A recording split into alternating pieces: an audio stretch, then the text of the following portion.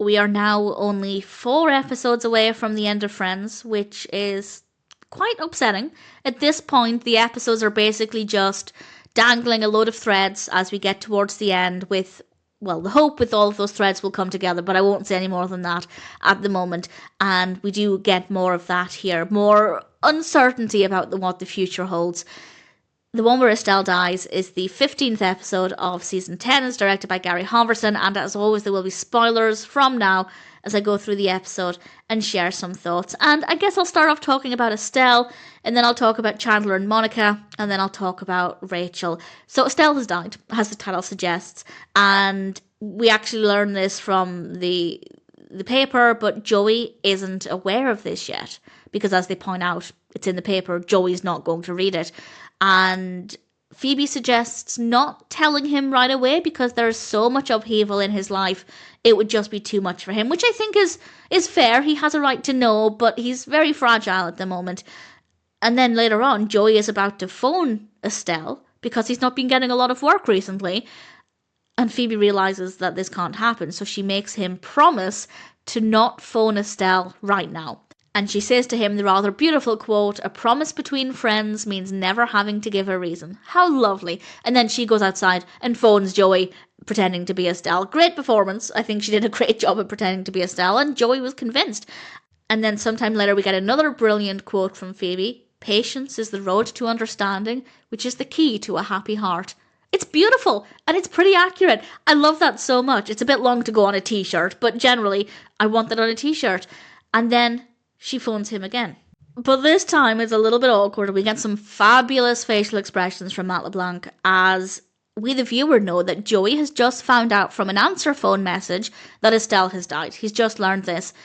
And then Phoebe phones him. And obviously that's very, very awkward because he thinks she's died. And he's still convinced that it's Estelle on the phone, which is a little bit bizarre, but nevertheless a great performance from Matt LeBlanc. And the episode actually ends with Joey reading at Estelle's funeral, and then the paper eater eats the speech. And it was heartfelt but funny, and I think a nice way to end the episode. So Joey's story here could have been heavier, but I think they did a good job of telling the story while keeping it light enough. Then we come to Monica and Chandler.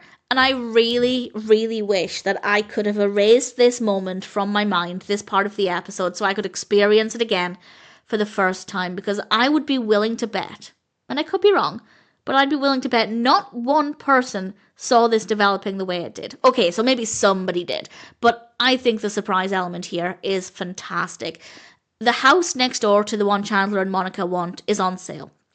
So they decide to go and see it because maybe it would be nicer. And the realtor, played by Jane Lynch, is showing people around, and she does tell them we do have somebody upstairs who is very close to making an offer. So Monica and Chandler are thinking, okay, well, we want this house. What do we do? How do we get it? They start thinking, okay, well, Monica thinks we could buy both houses and turn this into a guest house. And they're trying to come up with these ideas. So we do get a couple of minutes of not necessarily suspense, as we don't know what's about to happen. But we do get a couple of minutes to sit with the knowledge that there is somebody upstairs who wants the house. And I think the pacing here was fantastic. Had they brought this person down immediately, it would have been too soon. And I don't think it would have been as effective. And then it happens. The person comes downstairs. It is Janice. It's just one of my favourite, maybe my favourite Janice reveal. There are a couple of fantastic Janice reveals throughout the show, but this one has to be, I think, my favourite. And I just really wish I remembered how I felt the first time I saw this, because it's absolutely fantastic. And of course, now they're sitting with the idea that they're going to buy the house next door, and Janice is going to buy this house, and they're going to be neighbours forever. And they have to come up with an idea to try and not make this happen, because they love the house. And Chandler has a plan. And he tells Janice, "I never stopped loving you." And Janice realizes that she can't live next door to Chandler. It's not going to work. So she leaves, and we kind of get the idea that she's not going to buy the house. And she does kiss him beforehand by saying that they need to be strong. And it was it was a delightful moment. It played out beautifully. I feel like it's one of the first times we've had a true comedy surrounding Monica and Chandler leaving. I feel like, and maybe this is just my reading of the situation, we have, as viewers, have been allowed to feel Joey's emotions over them moving. Joey is devastated, he's heartbroken, he's maybe a bit confused about what the future will look like if they're not just across the hall from him, and that's certainly the emotion that I've felt whenever we've addressed Monica and Chandler moving and wanting to buy this house. But for the first time for me, it's been just pure comedy, and I absolutely loved it. And then we come to Rachel. And the episode actually starts off where the last episode ended, with Rachel telling everybody she got the job offer, but it's in Paris. Ross is really supportive, to his credit.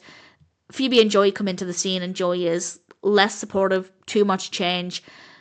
But Ross is only supportive to Rachel's face because he actually goes behind her back to Mr. Zelner to see if she can get her job back.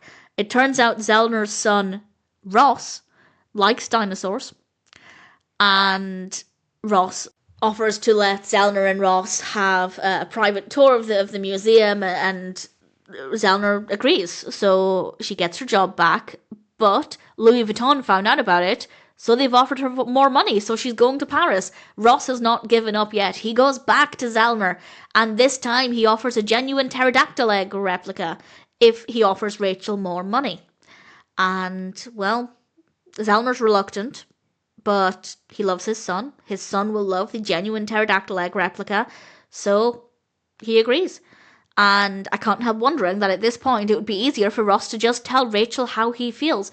If Ross, in this episode, instead of going to Zelner, just said, Rachel, I love you, I want to make it work, I want you to stay here and raise Emma with me, I genuinely believe that in that moment, she would have said yes. I think that that is all Rachel wants. She wants somebody to give her a genuine reason to stay. Yes, I think she would still be a little torn because it's a fantastic job offer in Paris, but if she had the chance of getting her job back somehow, even if Ross hadn't interfered, I still think that she would have chosen Ross and Emma together over going to Paris. And I also think that would show a lot of maturity. Rachel of season 1 would definitely almost put herself first, whereas if Ross just came out and said it, yes, she'd be putting her heart first, but also Ross and Emma. Obviously, the show wouldn't have played out the way it did with this episode, but I just can't help wondering how different things could have been in this episode if instead of playing games with Zelner, Ross just came out and said it. And Rachel does realise the money that Zelner offers her after receiving the genuine pterodactyl egg replica, she doesn't know about that, of course, is a really decent amount of money, and she wouldn't have to move to Paris, so she's accepted Zelner's offer. But she's clearly devastated, clearly disappointed, and Ross can see this, and he realises he did a bad thing. And ultimately Rachel decides she's going to Paris. What a roller coaster for Ross. Granted, it was a roller coaster of his own making, but this must be really difficult, thinking 1 minute she's going to stay, and the next minute she's going, and then she's staying, and then she's going, and then you realise that actually you want her to go because that's what will make her happy, even though it's going to rip your heart out of your chest. So Ross didn't behave entirely selflessly here, but by the end of the episode, he did the right thing. So even within this one episode, it's unclear what the rest of the show is going to look like. And obviously I've seen it many times, I know what happens, but watching this, it just seems so impossibly unpredictable. And if that's not a way to make viewers tune in over the last 4 weeks, I don't know what is. The one where Estelle dies is a brilliant episode of Friends. Funny, moving, unpredictable. I can't really fault it.